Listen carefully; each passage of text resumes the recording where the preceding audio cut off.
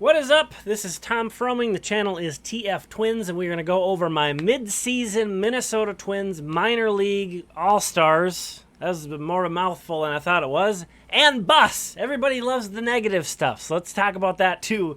Going to throw some busts out as well, in addition to highlighting some of these guys. Before we get into the roster that I put together, I have both a first team and a second team roster. I want to make sure to point out this has nothing to do with prospect status. This has everything to do with performance. Let's get right into it. So here is the lineup, the position players for both the first and the second team up on your screen here. And as you'll notice, this is all color-coded by what affiliate each of these players is with. So the blue is St. Paul, AAA. The red is Wichita, AA. The green is Cedar Rapids, High A. And the purple is Fort Myers for Low A. And then there's a couple other guys we'll mention in a sec who don't fall into those categories at the moment.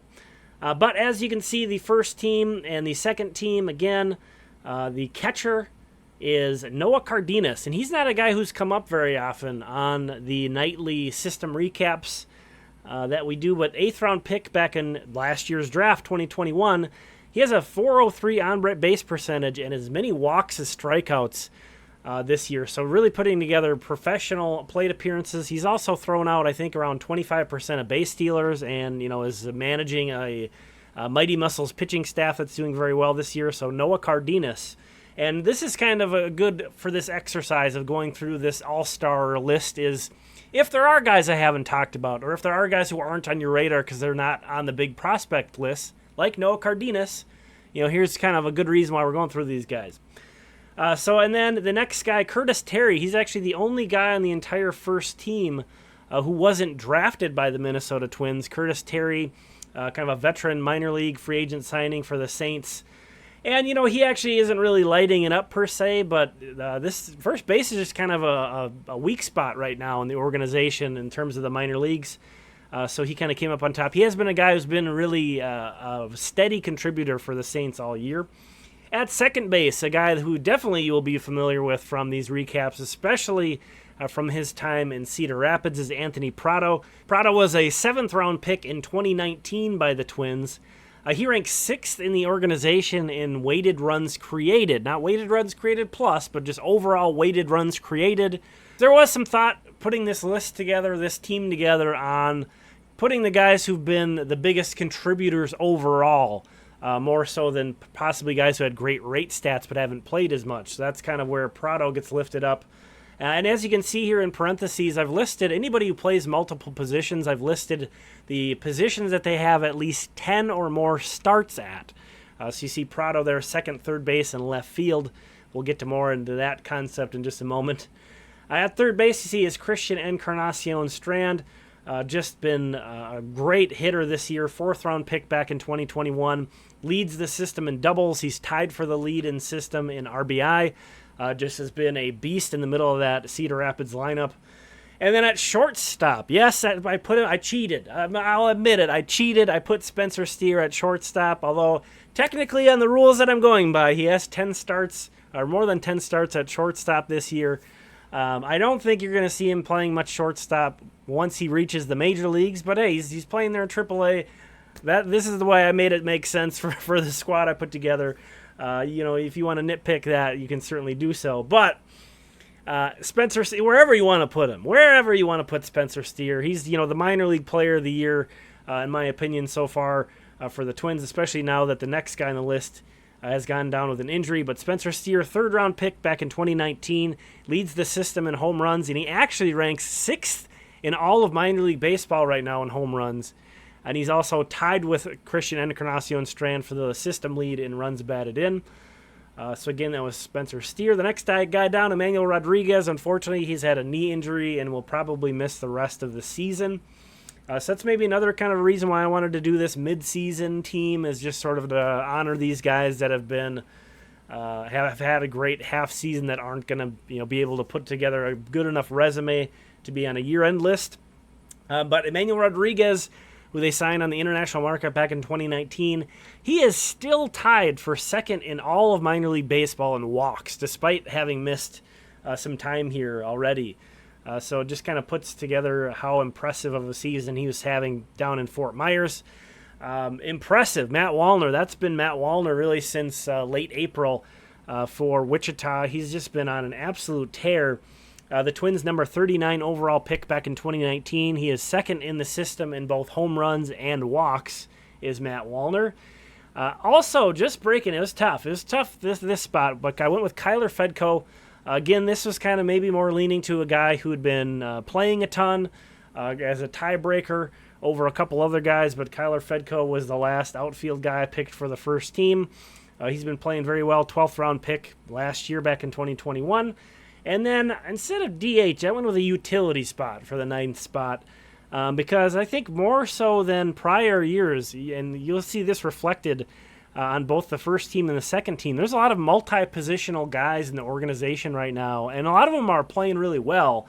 And maybe nobody better than Michael Hellman in terms of guys who are playing both some infield and some outfield, mostly playing center field, but also some second base, some third base. He's even played some first base with the Saints as well, but he's playing great, is Michael Hellman, 11th round pick back in 2018.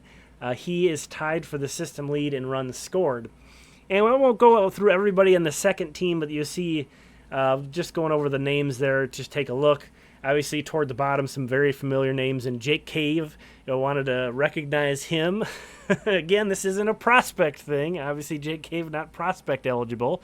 But he has been playing fairly well with the Saints. I don't want to see him at Target Field anytime soon, but tip of the cap to him. Alex Kirilloff, who was in St. Paul longer than I kind of felt that he should be, long enough to build up a resume to be, a second-team guy here. And then Royce Lewis, who obviously was being just incredible for the Saints, playing shortstop for them before, getting promoted and then getting injured. So that's, why Alex is in gold because he's up with the Twins, and Royce is in gray because he's out for the year, unfortunately. Right, and moving on down to the pitching staff. I decided, don't know why, just landed on 4 pitchers, starting pitchers, and 3 relievers for each first and second team. Just sort of what felt right. And, one thing I want to point out about the starting pitchers is not a single AAA starter is on the first or second team. But a lot of these, the Cedar Rapids Colonels pitching staff has just been incredible. You see Festa, Hedrick, Povich both listed, but then Sawyer Gibson-Long just got promoted up to AA, so he spent most of his time down in Cedar Rapids. But David Festa, top guy, I think he would be the minor league pitcher of the year right now. If we were to try to call that. 13th round pick last year. What a breakout prospect. He has the lowest ERA and whip among Twins pitchers, minimum 40 innings pitched. Just been an absolute monster. Brent Hedrick is the next guy. He's been really incredible too. 9th round pick in 2019. He has the highest strikeout minus walk percentage, minimum 40 innings pitched in this system right now. Louis Varland just been really consistent. The last couple years, injuries have really hurt the Twins' pitching prospects in particular. But Louis Varland just keeps on going out there. 15th round pick back in 2019 out of Concordia, St. Paul. He leads the system in innings pitched and strikeouts. And then Sawyer Gibson-Long, 6th round pick in that same draft, 2019, that both Varland and Hedrick were from. So, that 2019 draft class could have some nice pitchers coming up through it. But again, Gibson-Long was recently promoted up from Cedar Rapids to Wichita. And then on the second team, Cade Povich, Simeon Woods-Richardson, Travis Adams, and Steve Hadger. Woods-Richardson got off to an excellent start this year, but he's kind of been fading of late. Still worthy of a second-round spot, but definitely was a guy who was sort of in the conversation for probably going to be the minor league pitcher of the year earlier, and he's kind of faded a bit from that, but still pitching well. And then Adams and Hadger are both with Fort Myers. That last spot was tough, both in the starting pitching and the relieving. It was tough for me to pick between the last spots, but went with Hadger over, maybe Marco Raya or Matt Cantorino. None of those 3 guys has a very big resume, though. I haven't pitched much this year, but all 3 of them pitched extremely well. And then moving on over to the bullpen. I think something, if you're kind of viewing this through the lens of who could possibly help the Twins, Austin Schulfer on the first team and Evan Sisk on the second team, both being now up with St. Paul, certainly something to be noted. And Schulfer I have as the best reliever in the system right now in terms of performance, the top guy. But then Andrew Cabezas and Matthew Swain have also, those guys were sort of slam dunks. I had no problem landing on them three as being the first team. They've all pitched extremely well. And Schulfer, 19th round pick back in 2018. He leads the system in appearances. He's tied. He also leads in saves, and he leads in WHIP, minimum 20 innings pitched. He's having just a tremendous year. And then Andrew Cabezas, who actually was from the same draft year, 2018, one round earlier than Schulfer, has the highest K minus walk percentage among pitchers, minimum 20 innings in the system. And Matthew Swain was a 23rd round pick back in 2019. So again, that was that Hedrick, Varland, Gibson Long draft year. And he has 7 saves and 8 chances this year. So that were the top first team bullpen guys. And then Sisk, who I've actually highlighted him a few times on the system recaps. You might be familiar with him, a side-arming lefty. Just looks awful to hit against, especially for lefties. Hunter McMahon, who actually I think just today was promoted, with either today or yesterday, up to Cedar Rapids. And then Denny Bentley, who was recently promoted from Cedar Rapids to Wichita. So as a way to get you familiar with some names of some guys who maybe been, again, performing really well but might not be on prospect lists. Of course, some of those guys are some of the top prospects as well. But now let's go to my 10 busts.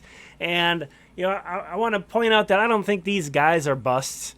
I think their 2022 season so far has been a bust, is how I would put it. But it's a top 10, so we're going to go right from 10. Number 10, Royce Lewis's ACL. Not Royce Lewis. Royce Lewis's ACL for getting torn a second time.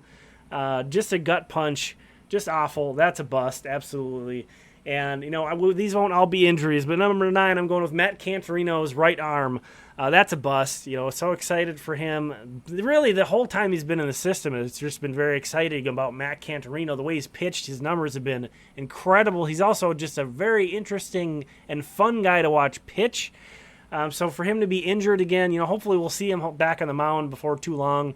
There isn't really anything concrete about his timetable. But that's just a very disappointing thing to have going on. And then moving on to number 8, Wander Javier. Didn't really have any expectations of him this year, but there's always sort of holding out hope. A former huge money signing on the international market just has not progressed. He feels like he's been in Cedar Rapids for 5 years basically, and he's still not really showing anything more than he has previously. Number 7, Drew Strotman. I thought, they moved him from the rotation to the bullpen. That was kind of hitting the easy button, and I was hoping to see him dominate in that role in St. Paul and on the Twins by now. Guy throws in the upper 90s, but he just has not pitched well in St. Paul out of the bullpen, unfortunately. So that's been a letdown. Number 6, Keone Cavaco down in Fort Myers. He's been moved off of shortstop over to third base because Noah Miller's playing shortstop. And, he hasn't, it's sort of the same as last year. He'll sort of get some momentum going and show some flashes, and you get excited, and then, he'll have an injury that keeps him out for a while and then kind of slumps when he gets back, or just goes into a slump. So Cavaco is still showing that he's got some tools that are pretty loud. I don't think, I still wouldn't want to call him a bust altogether, but his 2022 has been a bust so far. Kind of, these guys are 2 peas in a pod now. Number 5, I've got Aaron Sabato. A lot of the same things. His numbers don't look bad, but he's certainly shown some flashes. But, I think this is a guy that should be just destroying Midwest League pitching right now, Aaron Sabato. And, he's not getting, it's not like he's making a fool out of himself down there. But he's not, pushing to get a promotion up to Double-A or anything. So that's a bummer. Number 4, Cole Sands. Maybe other people didn't have much expectations out of him, and this doesn't have anything to do with his performance with the Twins. I kind of give him a free pass. A guy who's been pushed into emergency situation essentially to pitch for them, not major league ready. But this more is a reflection on how poorly he's pitched in the minor leagues as well. And, same thing can be said about actually the next 2. Let's just go through. Number 3, Ronnie Henriquez. Number 2, Jordan Balazovic. These 3 starting pitchers, all 3 on the 40-man roster, all 3 in AAA, have really been let down performance-wise. Henriquez, hopefully they're moving in the right direction, though. Henriquez's most recent start was a better start of his. Balazovic looked good in a very short start. in his last outing, but a good one. So hopefully we're starting to see these guys turn the corner. But there's no question that their first half of 2022 has been a bust for those guys. Again, not saying they are busts, but this first half of this season definitely has been. And then number one, who else could it be? Austin Martin.